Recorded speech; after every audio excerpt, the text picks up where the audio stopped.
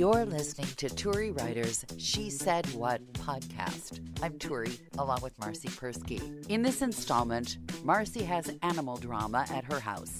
I have animal drama at my house and lessons in how to say no. So very important and good for the marriage.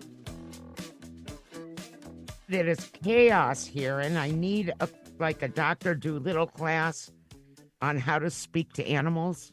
You have had a hard morning, I can tell. Well, I spent all day yesterday in the emergency vet because I got up and at about 9 o'clock in the morning, I look at Pancakes. She's a big fluffy cat. She sleeps with us every night. So I looked at Pancakes and a whole bunch of her face and ear was missing. What? Bloody missing. And I was like, oh my God. Immediately I blamed Derp, right? But I didn't say it out loud. I just blamed him. So we rushed to the vet, and it turns out that she had a really bad ear infection.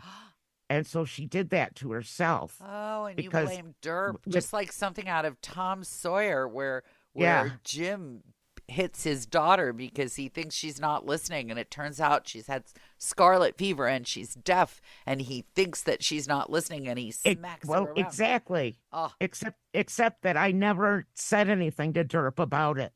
I just gave him the stink eye. So here's poor Pancakes with a cone on her head for the next 10 days. She's not happy, and so it's been crazy. Number two, Derp has disappeared. I think he read my mind, and he knows that he was unjustly blamed. But I haven't seen him since yesterday. And I've looked in every nick and cranny and corner and closet and underneath all the beds. He is not in the house. Maybe he's like you. Maybe he's afraid of blood and gore. No, he's Mr. Blood and Gore. He's the one that brings me half lizards and nasty stuff. Oh, okay. And then this morning, when's the last time you've had baby puke in your hair? Oh, I'm pleased to report it's been a minute. It's been 29 years for me. Baby puke in your hair. Yeah, so I just got out of the shower. Were you making a baby hat? Is that what happened? You made a baby hat? Well, kind of. Both kids are sick. Both of his parents. So I had a recipe I was going to make last night. I showed it to Frankie, and he said, I don't like it. Uh-huh. And I said, well, how do you know? He said, I don't like it. So I gave all the ingredients. Wait, what was this recipe for? Now I got to know. It was a honey, soy, garlic, chicken drumsticks. What could be wrong with that? He doesn't like drumsticks. Oh, for Pete's sakes. I was like, fine, make your own dinner. And I gave everything to the kids. Right. And Eve said, I'll make it, including the recipe. Uh-oh.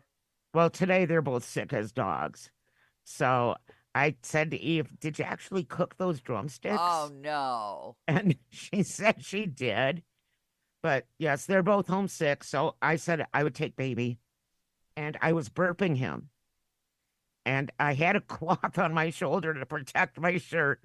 But never did I think of protecting my hair. No, this was a projectile baby vomit then.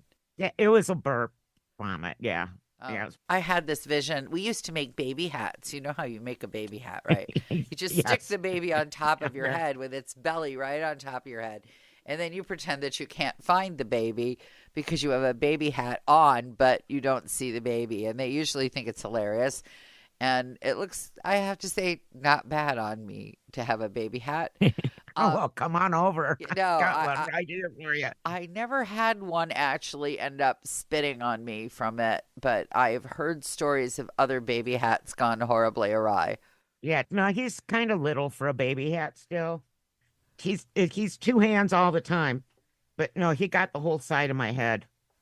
Now I know to put my hair back.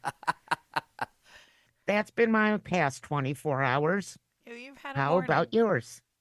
Well, after moping about and pitching a fit and guilting, I have impressed upon my husband the importance of taking a dog into foster that I would not normally have done. But she's really sweet, and she has 3 legs, and her family, who obviously paid for an amputation, so I have no idea. It's expensive. They brought her in and asked Animal Care and Control to euthanize her because they, quote, couldn't keep her, close quote. And that's just wrong. Human. Yeah, I mean, I hope they all break out in spots and rashes. I hope they get, as they used to say in those Gold Bond commercials, an itchy, itchy rash. I hope they get that. That's why I worked in rescue until it made me mental Well, this doesn't make me because mental. of people like that. This rescue is really just lovely. I want her, by the way. I saw her picture. Very sweet. And I think you should just get in your car and bring her to me. And don't tell Frankie. I like Frankie. I want Frankie to I like do too. me. I mean, look, if it's you or Frankie, of course I pick you, but I do not wish to antagonize your husband. How many dogs have you got there? 3, Yeah, 4. Well, 4 with Butters, but he doesn't live in my house. You're starting He to lives in the other house. verge into hoarder territory there. No, it's not. Are you kidding? We have 5 acres. And they all have a place to sleep in the house. They all eat food. They all go to the vet. It's not a hoarder. Well, I'm going to see what happens with this dog, but it's going to be a test of the marriage. And already we're changing travel plans. And I'm supposed to go to a memorial service on Sunday. And I don't know how that's going to shake out. There may be just one person representing the family. And the spousal unit said, well, I'll just tell them you couldn't come because we're fostering a dog with special needs. I said, you cannot say that. Just get her one of those things that says service dog in training and take her with you. No, she's going to be a complete shaking, vibrating mess when she shows up.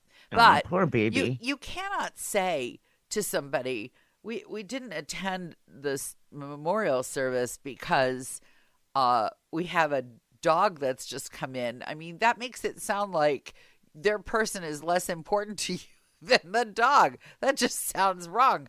And I just cough and say I'm sick. You don't just say this is okay. So this is the conversation. I am trying to explain to the spousal unit that you do not have to give a reason. You can just say no. For example, we have a tenant who has asked if he can sink a big iron bike lock into this concrete pad next to the house where people barbecue and put flower pots. Can he put a big iron thing there and bring his motorcycle in and store it and park it there? And the spousal unit says, well, I'll check with Turi. And I'm like, what part of you can't just say no? Just say no. Why does it need a big iron thing? It's a big fancy Harley. We have a big fancy live in Harley the middle, sitting out in our driveway with a cover on it. You live in the middle of freaking nowhere. That's true. We live in the city. The spousal unit seems to feel that he owes everyone an explanation for everything. And you don't. You just say, no, we can't do that, or no, we won't do that, or no, we don't think that's a good idea. And I actually had to give the spousal unit an education in how to say no. And it must be that I've been saying no to so many people for so long, all my life, that I trained the kids, as you know, with a little catechism. What does your mom say? My mom says no. That's what I had to teach them from the time they were Susie Q gets to go to Disney World. Can we? What does your mom say? My mom says no. So the spousal unit needs to just learn how to say, no, sorry, no. Or no, we can't do that. Or no, that's not a good idea. Or no, I don't want to. Or no, whatever you don't owe anybody an explanation for anything. So that's my lesson for marriage today. Is it sometimes you can just say, you don't even need a not tonight, I have a headache. You just say no. It's remarkable how well that works. Now then. My husband's really good at saying no. Yeah, good. That's why I'm not bringing him a dog that he doesn't want. Now, there is a motorcycle parked out front of this little building. And it has the most offensive, first of all, in Chicago. We're not in Tennessee here. We're not in Georgia. Right. It has Confederate flags all over it. And a bunch of stickers that are I'm sure he rode away to the Klan for these stickers. They're just so horrifying. I mean, really horrifying. And I don't know how he manages to ride that thing around Chicago without getting clobbered. I've only seen the bike once, but We see trucks up here with the F word on the back, F a certain candidate political or political. I person, see that all candidate, the that kind time. of stuff. Yeah. Confederate flags, which Arizona, as far as I know, is not part of the Confederacy. Ever. Well, Yeah, it's very offensive. And he's your tenant. no, no, no, no. Oh, oh, Actually, when we first bought the building. See, this is why you don't talk to people much if you have a business relationship with them, unless you're like a hairstylist. It's good to just like stick. Why don't people understand how to stick to neutral topics? I mean, if you want to have a political something, go get your own podcast. I am the queen of neutral topics just because of where I live. Good for you, and it's a valuable skill. These people who were living in this apartment when we bought the little 3-flat building, the mother actually used the N-word to describe somebody, and I just thought, huh? Yeah, see, I just kind of say, okay, and my discussion is done with that person, or I ask them how their health is, or is it going to be sunny tomorrow? I was Yeah. so shocked. She said, I really like the work that your construction crew are doing because they didn't N-word it up. And I'm like, I didn't, Oh my I couldn't God. say a word to her. But as soon as we could get them out of there, they were out of there. I found out so many bad things about them. I just that was the horrible tip of an even more horrible iceberg. I was going to say that's usually just the cusp. Uh, When you hear one word like that, there's a whole lot more and other bad things where it came from. well, the obvious reason to get her out of there, obvious and legally excusable, she was on oxygen, the mother. There was an adult daughter and her elderly mother. She was on oxygen, and yet she smoked. Oh, geez. I know. Oh, my God. That was like an old episode of some doctor show where some guy on oxygen in in a room lights a cigarette in the hospital and boom. Yeah, it's like these people who smoke while they fill up their cars.